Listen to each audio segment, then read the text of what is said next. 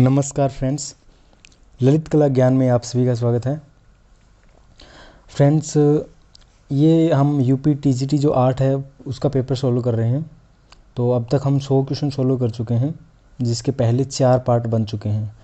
4 part इसलिए बने हुए हैं क्योंकि हमने इसको फुल डिटेल के साथ में फुल एक्सप्लेन करके बताया है।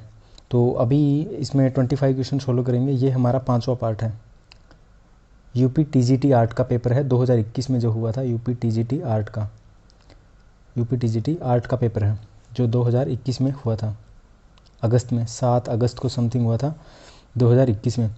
तो ये 5वां पार्ट है। इससे पहले जो 4 पार्ट बने हुए हैं वो भी आप देख लीजिए। तो उस वीडियो के जो लिंक है वो इस वीडियो के डिस्क्रिप्शन में हमने डाले हुए हैं, वहाँ से जाके आप देख सकते हो। तो चलिए शुरू करते हैं। पैलेट का प्रयोग किया जाता है। प्लेट का प्रयोग खालिस्तान, यहाँ पे एक नाम देखें, जैसे प्लेट का प्रयोग डिजाइन में किया जाता है, चित्रकला में या मूर्तिकला में या टेक्सटाइल में। तो फ्रेंड्स, प्लेट जो होती है इसका प्रयोग चित्रकला में किया जाता है। किस में किया जाता है? चित्रकला में। देखिए, कुछ इस तरीके की शेप की एक प्लेट होती है, कुछ इस तरीके की शेप की प्लेट होती है। इसमें यहाँ पे एक होल होता है, फिर यहाँ पे ऐसे करके कलर मिक्स किए जाते हैं, और यहाँ पे एक डिगर बना हुआ होता है। डिगर ये इसलिए होता है कि ऑयल, यहाँ पे ऑयल वगैरह, पानी वगैरह, जैसे ऑयल कलर के लिए कलर प्लेट होती है तो यहाँ पे ऑयल डाल देते हैं, इसको बोलते हैं डिगर। एक गड्ढा सा होता है, और ये होल क्या है, ये आर पार होता है। इसमें से अंगूठा ऐसे डाल करके, ऐसे जैसे अगर इसको पकड़ें तो इस तरीके से अंगूठा इसके अंदर आ जाएगा, और ये जो हाथ है ये ऐसे नीचे, इसके नीचे आ जाएगी, जो फिंगर है वो यहाँ पर नीचे आ जाएगी। कुछ इस तरीके से इसको पकड़ा जाता है कलर प्लेट को। तो ये कलर पैलेट है। इसमें क्या है, रंग मिक्स किए जाते हैं। क्या किया जाता है? रंग मिक्स करके पेंटिंग बनाई जाती है। तो ये पैलेट होती है, इसको बोलते हैं पैलेट। क्या बोलते हैं? पैलेट। तो कलर प्लेट है ये चित्रकला में काम आती है। तो फ्रेंड्स ध्यान दीजिएगा। अगले क्वेश्चन पे चलते हैं। उस प्राचीन ग्रंथ का नाम बताइए जिसमें भारतीय कला के 6 अंगों का उल्लेख किया गया है। किसका उल्लेख किया गया है? भारतीय चित्रकला के 6 अंगों का उल्लेख किया गया है। तो फ्रेंड्स, इससे पहले वाला पार्ट है उसमें भी हमने जिक्र किया था कामसूत्र के बारे में। किसके बारे में जिक्र किया था? कामसूत्र के बारे में, जो वात्स्यायन के द्वारा लिखा गया है। वात्स्यायन के द्वारा लिखा गया था। 200 से 400 ईस्वी पूर्व के मध्य में लिखा गया था, समथिंग 200 से 400 ईस्वी पूर्व के मध्य में। अब ये जो कामसूत्र है, इस कामसूत्र का यशोधर पंडित नाम का एक विद्वान था। कौन था? यशोधर पंडित। यशोधर पंडित नाम का विद्वान था। वो ये पहले वीडियो में हम जिक्र कर चुके हैं, अच्छे से डिटेल से हम जिक्र कर चुके हैं, लेकिन इसके बारे में थोड़ा सा यहाँ पे भी मैं बता देता हूँ। तो कामसूत्र का प्रथम अध्याय के 3रे अधिकरण का टीकाकरण करते हुए किसने? यशोधर पंडित ने टीकाकरण करके ये जयमंगला नाम का एक और ग्रंथ बनाया था, जयमंगला नाम का। इसमें यशोधर पंडित ने क्या किया? षडंग दिया था। क्या दिया था? षडंग। इसमें यशोधर पंडित ने क्या दिया? षडंग दिया था। अब ये षडंग, इसको बोलते हैं कि जो कला के 6 अंग है उसको बोलते हैं षडंग। कला के 6 अंग बोलते हैं षडंग। तो भारतीय कला के 6 अंग है, इसका उल्लेख किस में मिलेगा? जयमंगला में, जो षडंग नाम से है। जो मंत्र है ना, रूप भेदा परमाणानि भाव लावण्य योजनम सादृश्यम वर्णिका भंग इति चित्र षडंगकम। तो ये जो फॉर्मूला दिया था, ये दिया था यशोधर पंडित ने। जयमंगला नाम से टीकाकरण किया था। किसका किया था? कामसूत्र का, जो वात्स्यायन का कामसूत्र का है उसका किया था। ये जयमंगला नाम से यशोधर पंडित ने किया था। ये 11वीं-12वीं सदी की बात है। कब की बात है? 11वीं या 12वीं सदी के लगभग की बात है। 11वीं या 12वीं सदी के लगभग की बात है। ठीक है फ्रेंड्स, याद रखना। तो इसमें कौन सा सही हो जाएगा हमारा? जयमंगला। अगले क्वेश्चन पे चलते हैं। सीतनवासल गुफा चित्रों का विषय किससे संबंधित है? देखिए फ्रेंड्स, ये भी क्वेश्चन आ गया।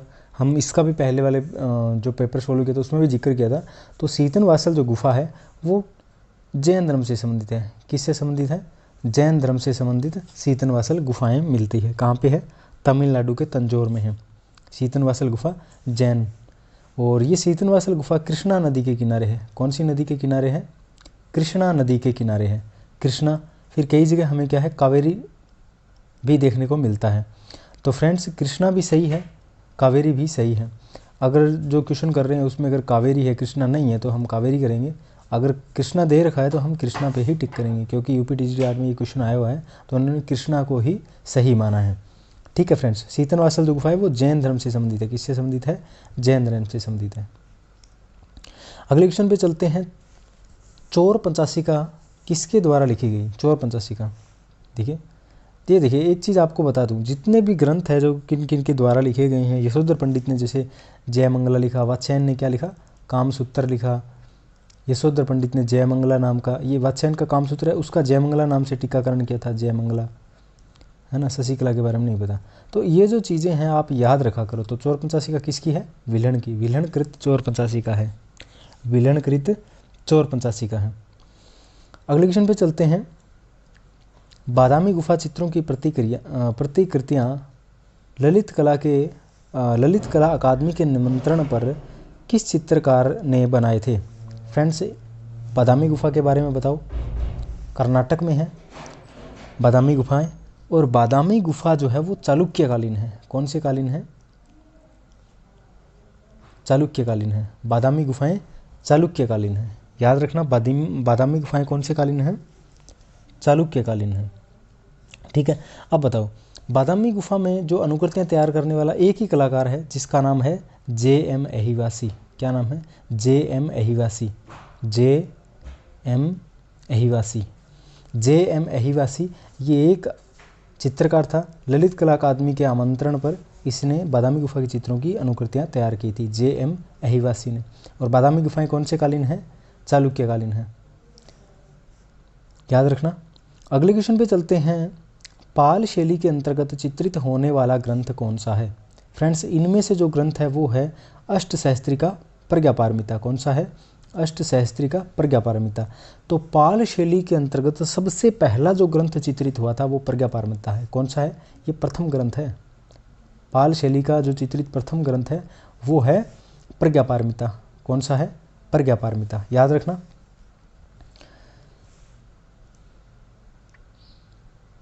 एक और चीज़ मैं आपसे पूछता हूँ कि जो पाल शैली है, जो पाल वंश है, ये कौन से धर्म से संबंधित है। ये भी आगे पहले जो क्वेश्चन थे, जो पहले वीडियो के पार्ट कर चुके हैं, उनमें भी हम बात कर चुके हैं। तो यहाँ पे दोबारा बता देता हूँ, आप बताइए पाल शैली कौन से धर्म से संबंधित है, बौद्ध धर्म से संबंधित है। कौन से धर्म से संबंधित है, बौद्ध धर्म से संबंधित है। एक विनयपिटक नाम का ग्रंथ आपको पता है पाल शैली में लिखा गया है, पाली भाषा में, विनयपिटक, विनयपिटक, ये बौद्ध धर्म से संबंधित ग्रंथ है और पाली भाषा में लिखा गया है। पाल शैली का ही ये पाली भाषा में लिखा गया, याद रखना। अगले क्वेश्चन पे चलते हैं।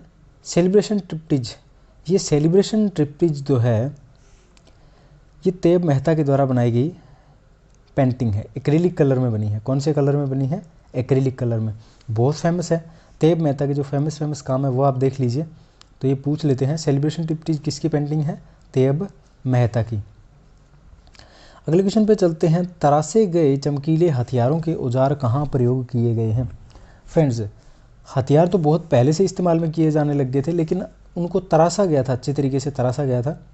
कौन से काल में, नवपाषाण काल जो आता है उस काल की बात है, वहाँ पे क्या है, औजार तरासे जाने लग गए थे।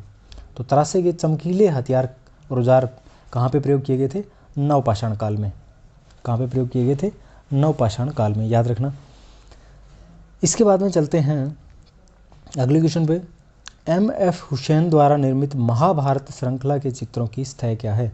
M.F. हुसैन यानी कि मकबूल फ़िदा हुसैन ने जो महाभारत श्रृंखला के चित्र बनाए थे, याद रखना। अब ये एक बार आप अगर ये इग्नोर करो, एक बार ये देखो, महाभारत श्रृंखला के चित्र बनाए हैं किसने, M.F. हुसैन ने, याद रखना।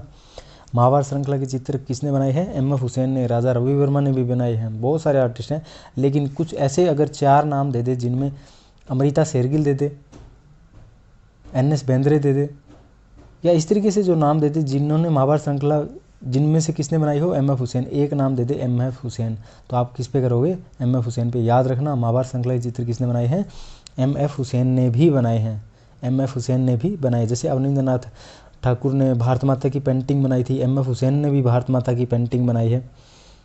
इसी प्रकार से महाभारत श्रृंखला इसने भी बनाई है, और भी बहुत सारे आर्टिस्ट हैं जिन्होंने बनाई है। लेकिन इसने क्या पूछा है, इसने इसका मीडियम पूछा है फ्रेंड्स।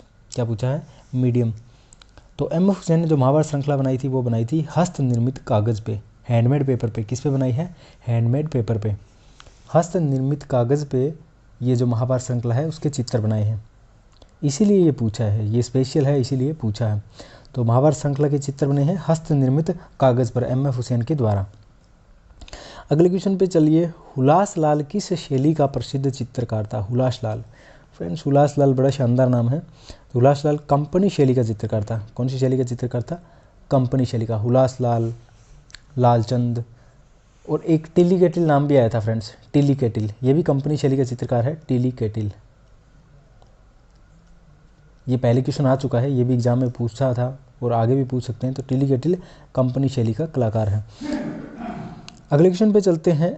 अकबर कालीन तूतीनामा में कितने चित्रों का संग्रह है? कितने चित्रों का संग्रह है?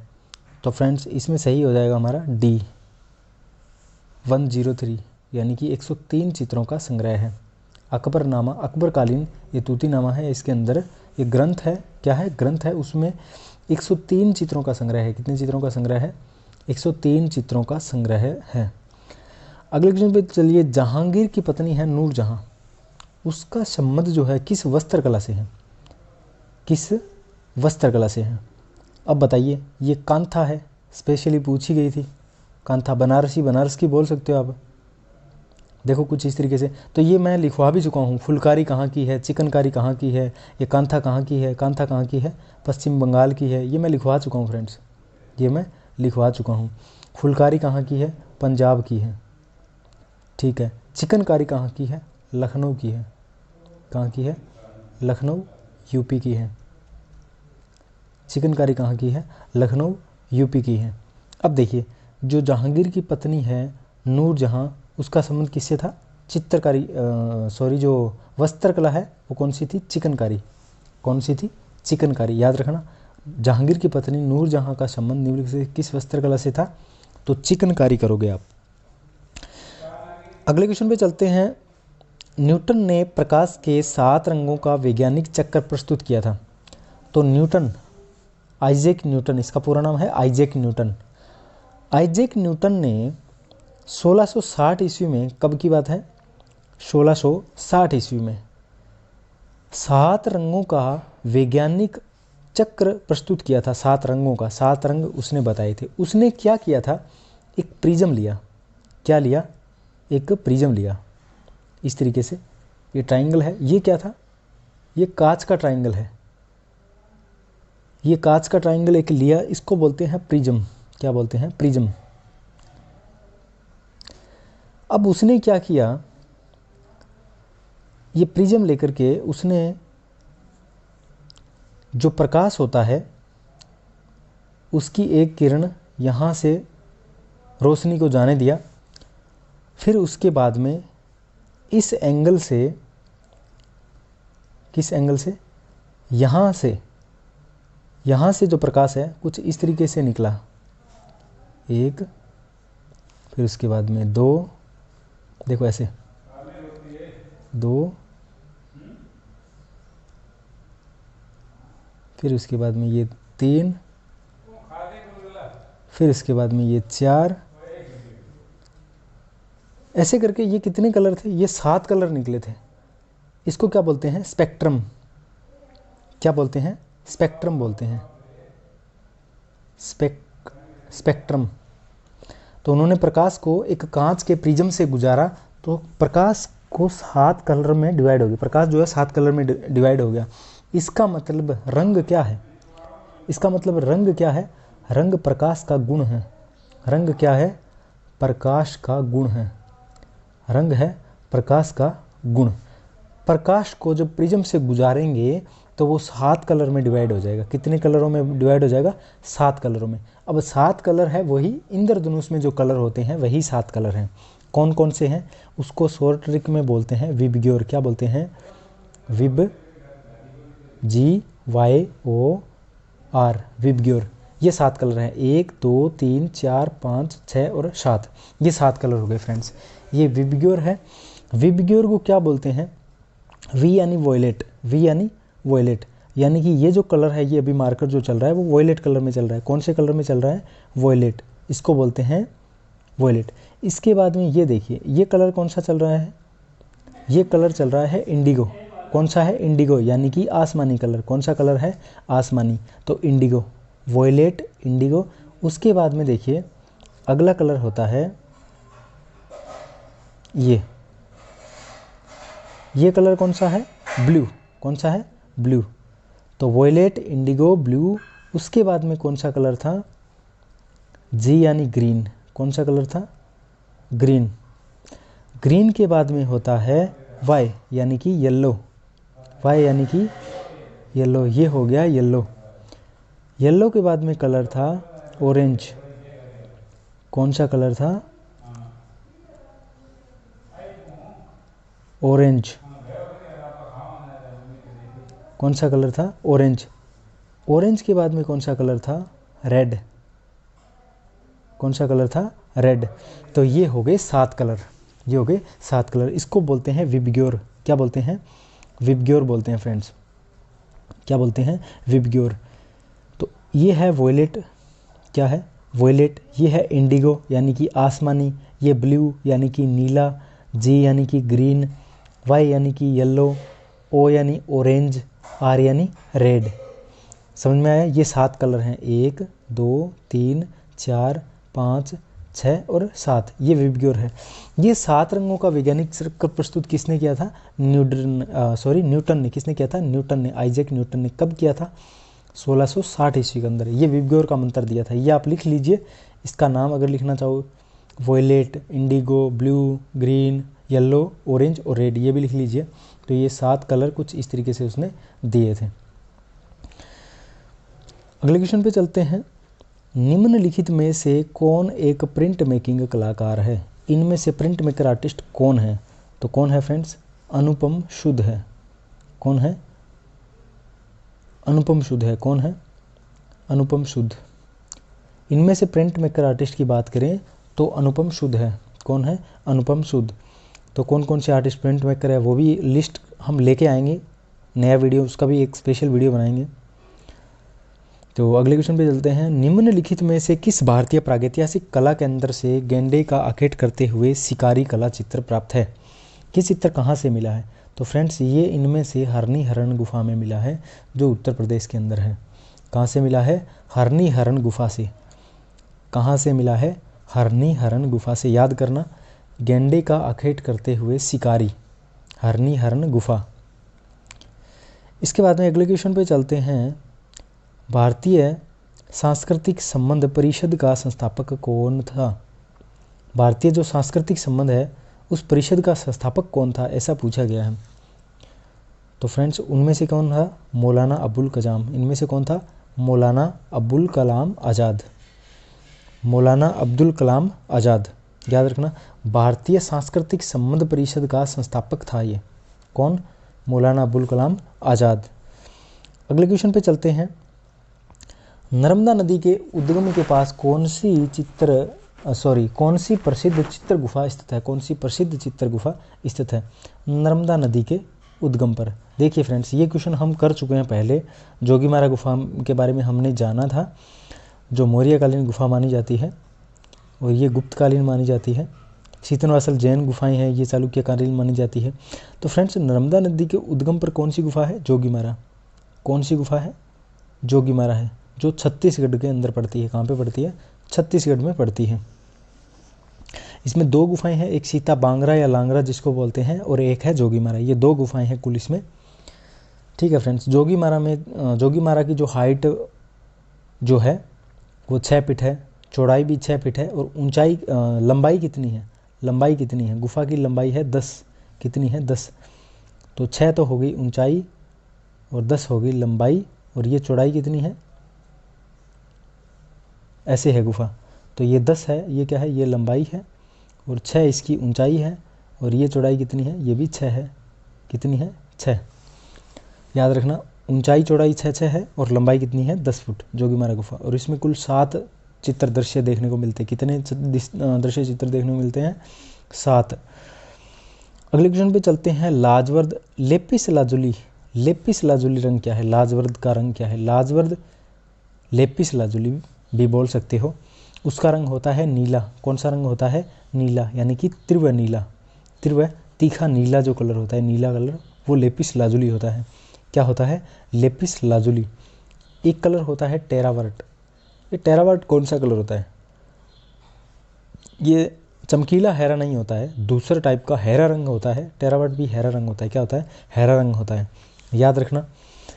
अगले क्वेश्चन पे चलिए, संथाल महिला किस चित्रकार की कृति है? संथाल महिला, तो फ्रेंड्स संथाल महिला जो है वो यामिनी राय के द्वारा बनाई गई पेंटिंग है। किसके द्वारा? यामिनी राय के द्वारा बनाई गई पेंटिंग। यामिनी राय जो है ग्रामीण जो लोक जीवन है उससे बहुत प्रभावित थे। संथाल परिवार, संथाल जो महिलाएं हैं उनसे बहुत प्रभावित हुए थे, तो संथाल महिला इन्होंने पेंटिंग बनाई है। एक मूर्ति है फ्रेंड्स जिसका नाम है संथाल फैमिली। ये आपको अगर पता है तो, संथाल फैमिली, ये मूर्ति किसकी है? ये मूर्ति है राम किंकर बेज की। किसके द्वारा बनाई गई है? राम किंकर बेज के द्वारा बनाई गई मूर्ति है, राम किंकर बेज। और ये है कहाँ पे? शांति निकेतन में बनी हुई है संथाल फैमिली। और ये सीमेंट एंड कंक्रीट से बनाई गई है, सीमेंट कंक्रीट से बनाई गई है संथाल फैमिली। किसके द्वारा? राम किंकर बेज के द्वारा बनाई गई है। अगले क्वेश्चन पे चलते हैं, मेघदूत चित्र श्रृंखला का चित्रकार कौन है? फ्रेंड्स इनमें से पूछा है कि मेघदूत जो चित्र श्रृंखला है, ये याद रखिए हरिहर लाल मेड जो कलाकार हैं इनके द्वारा मेघदूत चित्र श्रृंखला बनाई गई है। किसके द्वारा? हरिहर लाल मेड के द्वारा मेघदूत चित्र श्रृंखला। अगले क्वेश्चन पे चलिए, मार्ग पत्रिका के संपादक थे। मार्ग पत्रिका के संपादक पूछा है फ्रेंड्स, मार्ग पत्रिका, तो इसमें से कौन सा हो जाएगा? मुल्क राज आनंद। कौन सा हो जाएगा? मुल्क राज आनंद। तो ये मार्ग पत्रिका के संपादक माने जाते हैं। अगले क्वेश्चन पे चलते हैं, विश्व का सबसे बड़ा स्तूप कहाँ पे है? विश्व का सबसे बड़ा स्तूप कहाँ है? फ्रेंड्स विश्व का सबसे बड़ा स्तूप है जावा में। कहाँ पे है? जावा में है फ्रेंड्स। फ्रेंड्स इसके बारे में मैं थोड़ा सा आपको बताऊं कि ये बोल रहा है कि विश्व का सबसे बड़ा स्तूप कहाँ है। तो फ्रेंड्स विश्व का जो सबसे बड़ा स्तूप है वो है बिहार के पटना में, केसरिया स्तूप बोलते हैं उसको। क्या बोलते हैं? केसरिया स्तूप। केसरिया स्तूप बिहार के पटना में है। जावा के अंतर्गत जो आता है उसको बोलते हैं बोरोबुदुर। क्या बोलते हैं? बोरोबुदुर। जावा के बोरोबुदुर में जो है वो है बुद्ध भगवान का सबसे बड़ा मंदिर। क्या है? बुद्ध भगवान का जो मंदिर है ना वो है बोरोबुदुर में। क्या है? बोरोबुदुर जावा में बुद्ध भगवान का सबसे बड़ा मंदिर है। अगर केसरिया स्तूप बोले, सॉरी सबसे बड़ा स्तूप बोले तो केसरिया स्तूप है, और वो कहाँ पे है? पटना बिहार में। कहाँ पे है? पटना बिहार में, ये याद रखना। लेकिन इसमें सबसे बड़ा स्तूप पूछा है और इनकी जो आंसर की आई है उन्होंने क्या माना है? इसको जावा सही माना है। लेकिन एक्चुअल में सबसे बड़ा स्तूप कहाँ पे है? पटना बिहार में है। कहाँ पे है? पटना बिहार में है, याद रखना। लेकिन इसमें सीधा भारत, श्रीलंका, जावा, अफगानिस्तान इस तरीके से दे दिया तो हम क्या करेंगे? जावा में करेंगे, क्योंकि सबसे बड़ा बौद्ध स्थल है जावा के अंदर। क्या है? बौद्ध स्थल है जावा के अंदर, बौद्ध मंदिर है बोरोबुदुर में, जावा में। ठीक है, अगले क्वेश्चन पे चलते हैं, पक्षियों का चितेरा किसे कहा जाता है? पक्षियों का चितेरा। फ्रेंड्स पक्षियों का चितेरा देवकी नंदन शर्मा को कहा जाता है। किसको कहा जाता है? देवकी नंदन शर्मा को कहा जाता है। इन्होंने मोर के बहुत सारे चित्र बनाए हैं, पक्षियों के बहुत सारे चित्र बनाए हैं। अधिकांश तो मोर के चित्र बनाए हैं। किसके बनाए हैं? मोर के अधिकांश चित्र बनाए हैं। ठीक है फ्रेंड्स, कृपाल सिंह शेखावत ब्लू पोट्री के लिए फेमस है। ब्लू पोट्री जो राजस्थान में जयपुर से संबंध रखती है वहाँ से फेमस है, याद रखना चाहिए। इसके बाद में अगले क्वेश्चन पे चलते हैं, तंजौर चित्रशैली किन राजाओं के संरक्षण में फली फूली? तंजौर दक्षिण भारत की है फ्रेंड्स, तंजौर दक्षिण भारत की है। और तंजौर नाम आए तो क्या दिमाग में आना चाहिए? चोल काल। क्या काल दिमाग में आना चाहिए? चोल काल। जो नटराज की प्रतिमा है वो भी किस काल की है? वो भी चोलकालीन है। नटराज की प्रतिमा जो है वो भी चोल काल है, याद रखना। चोल राजा हुआ करते थे, उनके संरक्षण में ही तंजौर चित्रशैली है वो फली फूली। ठीक है फ्रेंड्स, याद रखना, नटराज की प्रतिमा चोलकालीन है। अगले क्वेश्चन पे चलते हैं, वृक्ष बनाने के लिए मशहूर कलाकार का नाम है। वृक्ष बनाने के लिए इसमें से कौन कलाकार है? तो ये आज का हमारा अंतिम क्वेश्चन है। 125 में क्या होगा? सुनील दास। क्या होगा? सुनील दास, याद रखना। वृक्ष बनाने के लिए बेल, वृक्ष यानी बेल, वृषभ भी बोल सकते हो आप। तो वृक्ष बनाने के लिए कौन प्रसिद्ध है? सुनील दास प्रसिद्ध है। कौन प्रसिद्ध है? सुनील दास। तो फ्रेंड्स ये हमारा जो क्वेश्चन पेपर है वो कंप्लीट हो गया। कौन सा पेपर हमने सोल्व कर लिया, ये 5वां पार्ट कंप्लीट हो गया। ये पेपर है यूपी टीजीटी 2021 का, जो 7 अगस्त को पेपर हुआ था, यूपी टीजीटी आर्ट 2021 का पेपर है। ठीक है फ्रेंड्स, तो 125वां क्वेश्चन कंप्लीट हो गया हमारा। तो आशा करता हूँ कि ये सारे जो 5 वीडियो हमने बनाए हैं, डिटेल के साथ भी पेपर को एक्सप्लेन करने की कोशिश की है। तो आशा करता हूँ आपको पसंद आया होगा। अगर पसंद आए तो प्लीज़, अगर आप हमारे चैनल पर नए हो तो चैनल को सब्सक्राइब कर लीजिए और इस वीडियो को लाइक भी ज़रूर करना। और अपने जो दोस्त है तैयारी कर रहे हैं यूपी टीजीटी की, उनको भी ये पेपर आपको अगर अच्छा लगा तो उनको भी शेयर करें ताकि वो भी देखें। ठीक है, ज्ञान बांटने से बढ़ता है। ठीक है फ्रेंड्स, ये मैं फ्री में ज्ञान दे रहा हूँ, कोई दिक्कत नहीं है, आप बेफिक्र हो गए, इसको सब में बांटिए। तो आज के लिए इतना ही फ्रेंड्स, धन्यवाद।